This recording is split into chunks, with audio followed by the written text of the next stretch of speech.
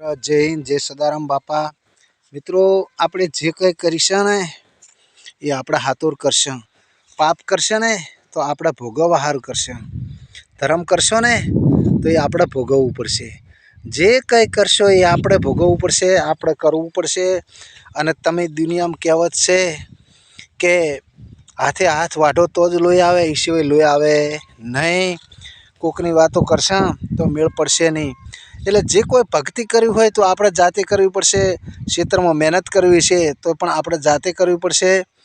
જે કોઈ કાર્ય કરવું છે એ આપણે જાતે જ કરવું પડશે. કોઈનું કહેવાથી કોઈના ભળાયાથી કોઈ મેળ પડે એવું લાગતું નથી. એટલે આપણે મહેરબાની કરી જે કોઈ કરે ને એ આપણે મિત્રો કરવું પડશે. કંઈક તો કહેતા હોય છે કે આમ કરવું આમ કરવું, પણ મિત્રો એ જાતે કહેવાથી નહીં.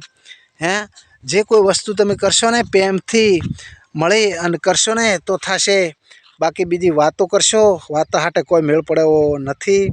એટલે દરેકને કહું છું, મારા ભાઈઓ 18 આલમને કહું છું કે મિત્રો, વિખવાદ આપણા ઘરમાં વિખવાદ ના થવો જોઈએ. એક લગીર વાત હોય એમાંથી મોટું કરશે આપણે, પણ નહીં. એને સમાધાન કરવા માટે આપણું કુટુંબ ભેળું થઈ અને કહેવું પડે કે ભાઈ મારે આ ભાઈ નથી માનતો, આ વાત છે, તો એનું સમાધાન થઈ જાય.